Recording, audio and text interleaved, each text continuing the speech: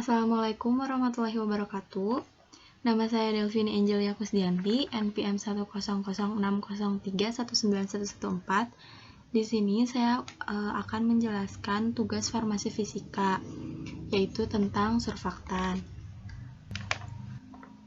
Poin tugas penjelasannya, saya akan sedikit menjelaskan tentang prinsip HLB, tentang Gibbs adsorption, dan potensial zeta. Pertama-tama, saya akan menjelaskan sedikit terlebih dahulu mengenai surfaktan. Surfaktan itu senyawa yang menurunkan tegangan permukaan antara dua cairan, antara gas dan cairan, atau antara cairan dan zat padat. Surfaktan dapat bertindak sebagai deterjen, bahan pembasah, pengemulsi, bahan pembusa, dan pendispersi.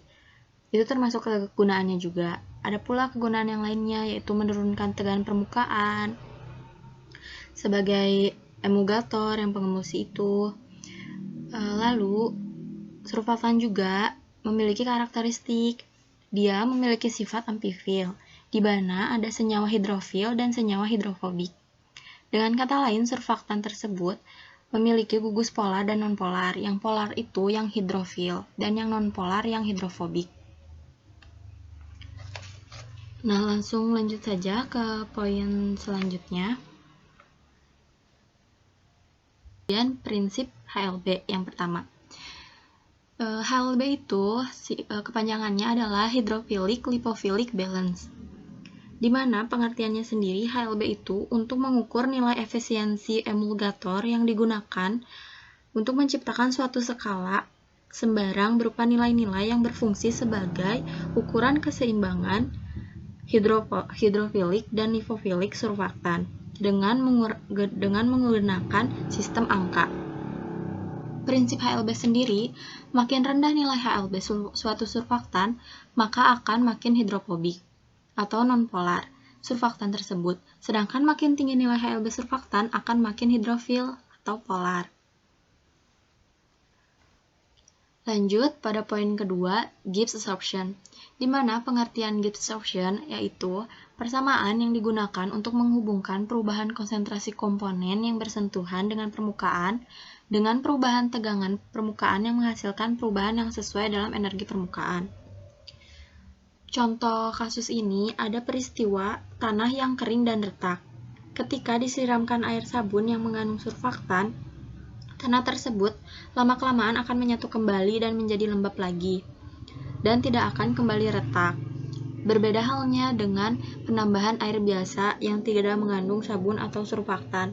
Biasanya, begitu disiramkan, berapa lama kemudian tanah tersebut akan retak kembali. Seperti itu contohnya.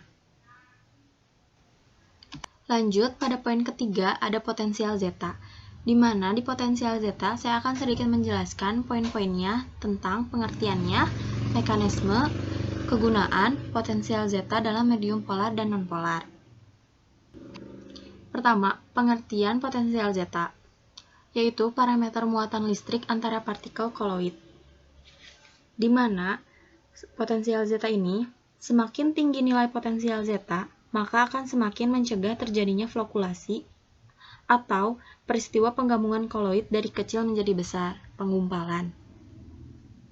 Ada pula mekanismenya. Mekanisme potensial zeta yaitu stabilitas dispersi koloid bergantung pada potensial zeta. Potensial zeta menunjukkan tingkatan nilai menolak antara partikel yang bermuatan dengan yang saling berdekatan, di mana koloid dengan nilai potensial zeta tinggi adalah elektrik stabil, sedangkan nilai potensial zeta rendah cenderung akan mengalami flokulasi atau penggumpalan. Poin ketiga ada kegunaan, di mana kegunaannya mengetahui kestabilan suatu larutan atau suspensi nilai potensial yang tinggi, mengetahui muatan permukaan, dan memprediksi morfologi permukaan suatu partikel. Lanjut poin keempat, potensial zeta dalam medium polar dan nonpolar. Yang pertama, medium polar. Ikatan koloid dan air sangat kuat. Koloid-koloid bermuatan tas sejenis saling tarik-menarik melebihi gaya tolak-menolaknya, sehingga terjadinya flokulasi atau penggumpalan. Terjadinya flokulasi ini menunjukkan perubahan potensial zeta yang rendah. Lanjut poin kedua, medium nonpolar. Terjadi kestabilan koloid dikarenakan adanya fenomena hidrasi, yaitu peristiwa tertariknya muatan positif, yaitu air, pada muatan negatif koloid, sehingga terbentuknya lapisan pelindung. Lapisan pelindung ini yaitu lapisan pelindung air, mencegah terjadinya flokulasi atau penggumpalan.